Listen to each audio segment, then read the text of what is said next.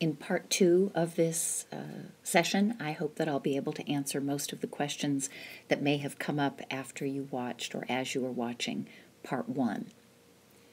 Keep in mind some of those basic weights and measures basics that you already know. The net weight of the contents of a number 10 can is variable depending on the product. I actually used Google Images to find some canned products. The net or drained weight is usually at the bottom of the front of the label. Now, if you were in a food service operation, you'd either know this from experience, have a specification guide to refer to at your desk, or be able to get up and walk into the food storage area to get information from packaging. Some of the items on the produce guide are actually priced by the case or the lug, so you'll have to take an additional step to find out how many pounds are represented. The cauliflower is a good example of having to dig a little to come up with the price per pound. On this slide, you have the recipe that specifies that you need 20.8 pounds of fresh whole cauliflower to yield the 12.5 pounds of trimmed cauliflower that the recipe calls for.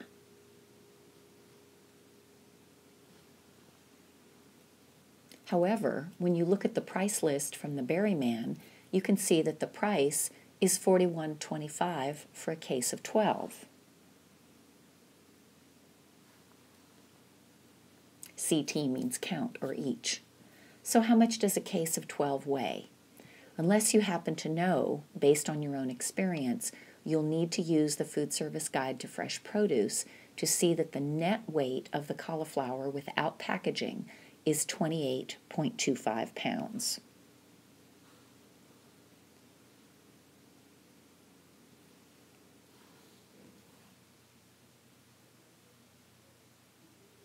Right there.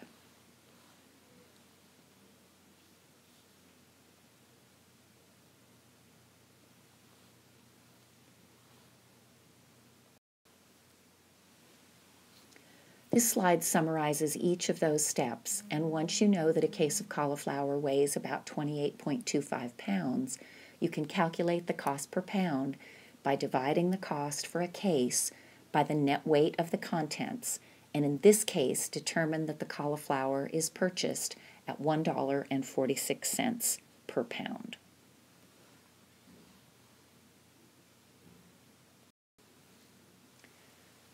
Most of the PDF, Word, and Excel files that are provided as pricing resources are searchable, which helps to quickly find what you're looking for. The pepitas, which I included in this recipe, are not on any of our price lists, so if your recipe happens to call for pepitas, feel free to use the $6, 2 cents a pound price that we paid in April. Rice wine vinegar is another ingredient that we used in the broccoli salad that I didn't see on any of our order guides. It was packaged 3 gallons per case, so though most products packaged in gallons are 4 gallons per case, you can't assume that and should always read the fine print or look for typical packaging information in order guides or on the manufacturer's website. Using the 8 pounds per gallon weight, multiplied by 3 gallons, we had a total of 24 pounds of rice wine vinegar. Divide the total cost by 24 for a cost of $1.26 per pound. Multiply that by the 5.05 pounds needed for the recipe for a total cost of $6.36. There are times when it's appropriate to estimate both cost and or weight when amounts are very small and total cost is low. Pricing and weight for volume of white pepper is available in the order guide, $161.30 for 6 18-ounce containers. And Food for 50 reports that 1 ounce of white or black pepper is equivalent to a volume of 4 tablespoons. With that information, the cost per ounce can be calculated. However, the same information is not available for dry mustard. My experience and common sense leads me to believe that it will not be more costly than the white pepper, and that the weight for volume will be similar. So I used both price and weight conversion information for white pepper to account for the cost of the dry mustard. Again, in my own operation, I could weigh the amount used and calculate the cost based on the invoice pricing of the ingredient to improve accuracy. But for preliminary costing until the recipe is standardized, the extra time to find and weigh an ingredient might be better spent on other work. Label, code, or ID in some way if you apply this process to any low-cost or unavailable ingredient. You'll also notice on this slide that my initial plan was to group both the dry mustard and the green onions and just set a flat round number for the cost because, again, the cost was not available. Instead, I applied the cost for the pepper to the mustard, and then I just put in a nice round number of the cost of $1 for the cost of the onions in this recipe. And that may be a little low considering it's for 390 portions, but that's another acceptable way when it's a small volume ingredient and the cost is relatively low. Choose a number that will have limited impact on the total cost, and then recognizing that that's a number that you'll have to recalculate when you actually produce the recipe in your operation.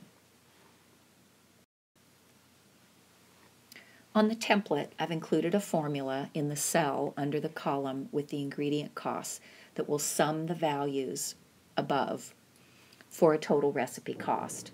Then, if you enter a value in the number of portions per recipe cell, the formula in the cost per portion cell will be calculated for you.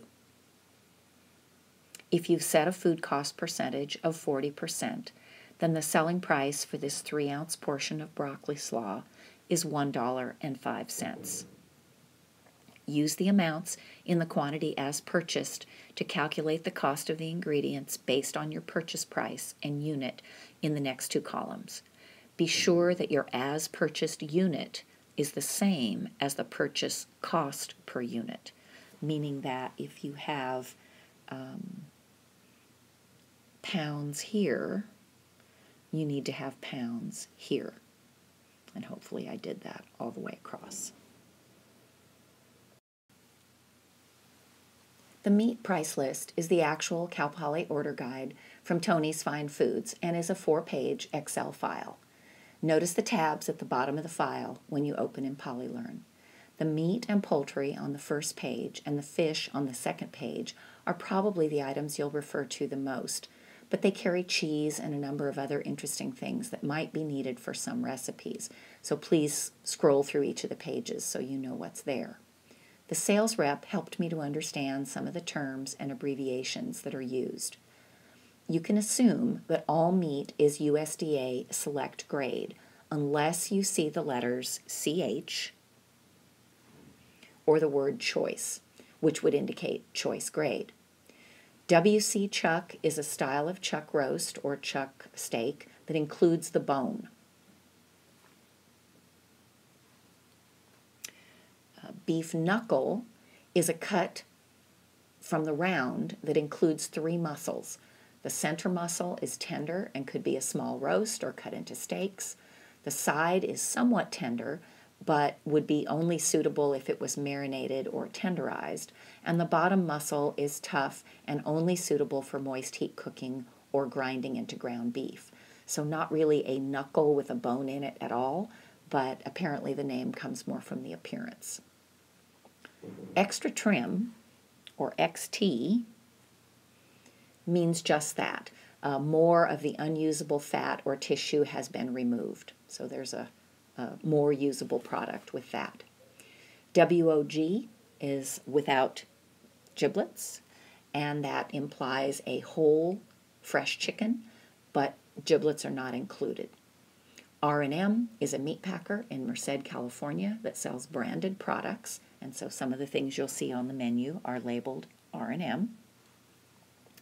And then finally, when you see yellow, that refers to chickens that are whole but have been blanched a shorter amount of time to retain a more yellow color.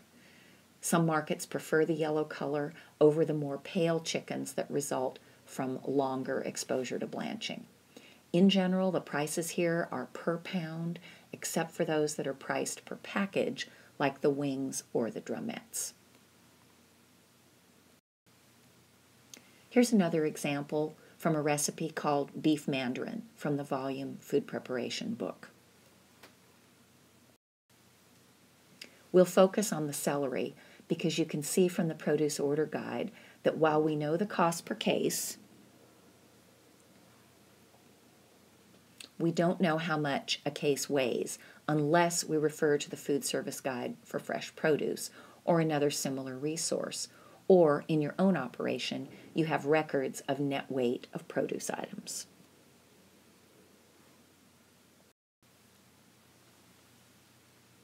The recipe calls for 5 pounds of celery. From the yield table in Food for 50, the yield is given as 75%.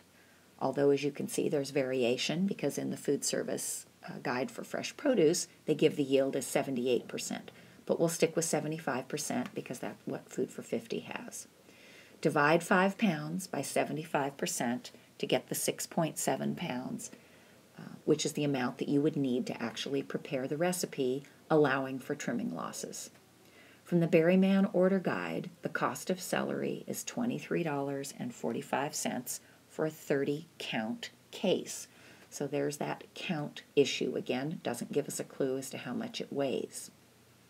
But the net weight must come from that food service guide to fresh produce, where industry standards estimate that one 30-count case, or 30 bunches, of celery has a net weight of 57 pounds. Right there. The net is after packaging is removed. Divide the cost per case by 57 to derive a cost per pound of 41 cents.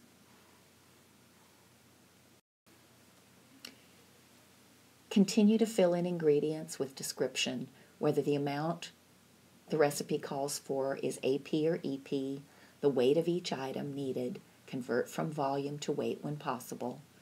Enter the percent yield for applicable ingredients.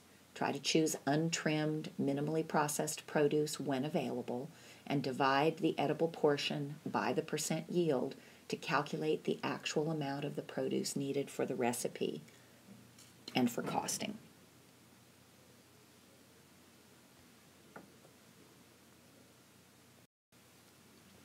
Here are a few tomato product basics.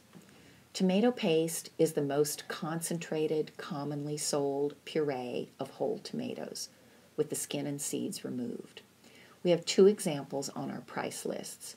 Heinz tomato paste, which sells for $47.60 for 6 number 10 cans.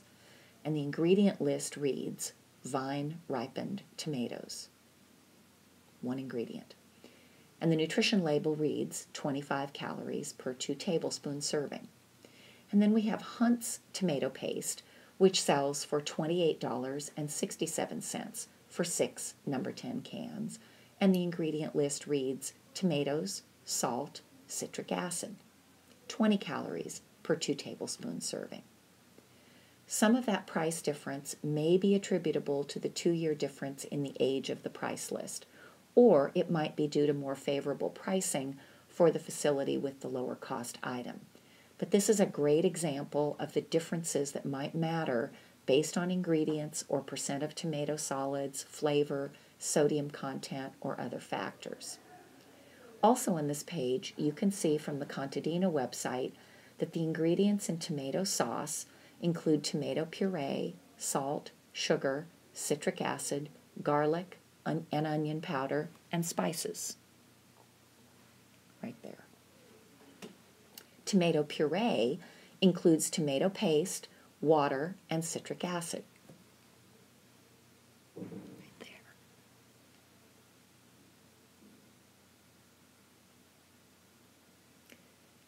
This image is an example of a Google image that clued me into the net weight of a number 10 can of tomato paste, which I substituted for costing purposes for the tomato puree that the recipe called for, because the ingredients are the most similar.